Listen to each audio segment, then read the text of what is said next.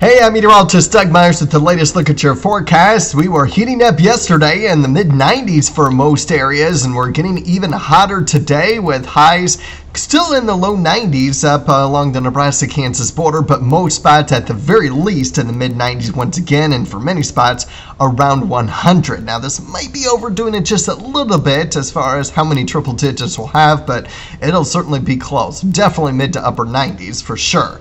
And where we are going to be looking at those hotter temperatures, the heat advisory will be in effect for most of northeast Kansas, with the exception of those along the Nebraska-Kansas border, where it's going to be relatively cooler in the low 90s, and those above 105 for the heat index could be as high as 112. So please, please, please be careful. I can't stress this enough. Heat is the number one weather-related killer. Yes, we always talk about severe weather, and yes, we will be talking about it for today and into this evening with the risk of severe weather, but heat, everyone's going to get it. Whether or not you are along the Nebraska-Kansas border or not, obviously you're going to be relatively cooler, but you're still going to be dealing with the heat. Everyone's going to be dealing with it. Please, please, please be careful. Have a safe area to go to stay cool for today. But also stay weather aware, because we are monitoring a risk of severe weather. A little bit of uncertainty on exact details, but whatever storms we do get, and whenever we get it, especially in the late afternoon, evening hours, there is the higher potential for severe weather. I would not be surprised if at some point updates today included an enhanced risk somewhere in northeast Kansas, just because of the risks for the potential for large hail, where 2 inches in diameter of hail or larger are possible. This means larger than golf ball size hail, and wind gusts that could exceed 70 to 75 miles per hour. Very possible. Even a risk for a tornado. But even if we don't get a tornado, and even if we don't get any tornado warnings, please look out for those warnings for severe thunderstorm warnings. What kind of wind is coming with it? What kind of hail? Because if we have winds that are exceeding the 70 to 75 mile per hour threshold, that can do just as much damage as a weak tornado, as we've seen so far with some of these past severe storm events across northeast Kansas. As I mentioned, there remains some uncertainty on when these storms are going to be developing. Now, there is a chance that some storms may clip areas along Highway 36 this morning, may get a brief severe thunderstorm warning for 60 mile per hour wind gusts and quarter-size hail, but this is not the storms that I'm worried about. Yes, there could be a brief severe thunderstorm warning, but I'm more concerned about the severe weather by this evening. You can see that this model keeps us still dry through 6. Still nothing going on through 6. Still not a whole lot going on at 7. But then once you get into 8, and this is when this particular computer model ends, that's when these storms really start firing up between 7 and 8 o'clock as we get closer to sunset.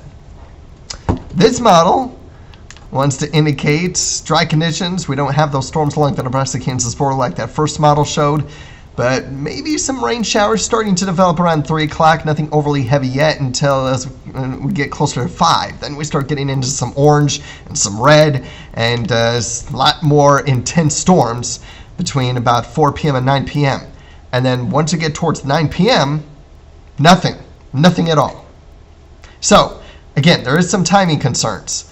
But whatever storms that we do get, we really, really have to pay close attention to them.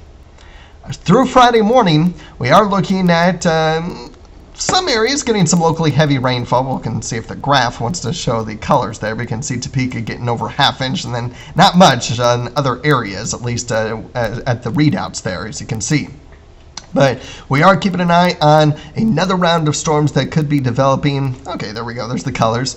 Thursday night and into the day on Friday. Now, that does not mean it's going to be an all-day washout Friday. This does not mean if you have any outdoor plans, you should cancel them.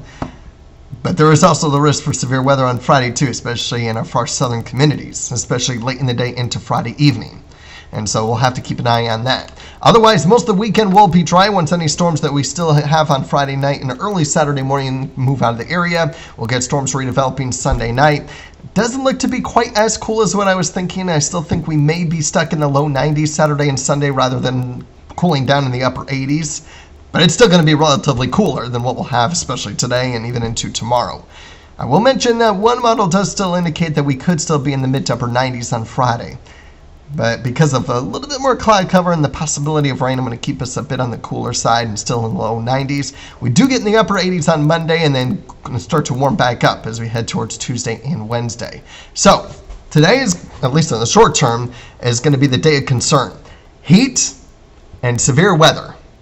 So please keep checking back in for updates. When we know new information, we will let you know on social media, on future newscasts, on WIBW.com. This video may not necessarily be updated, depends on how much time I have to update everything, but for sure, make sure that you're reading the weather story and that I have here posted with this video, because the actual text and the images will be updated. If I don't have time to update this video, those will certainly be updated. So make sure to read that.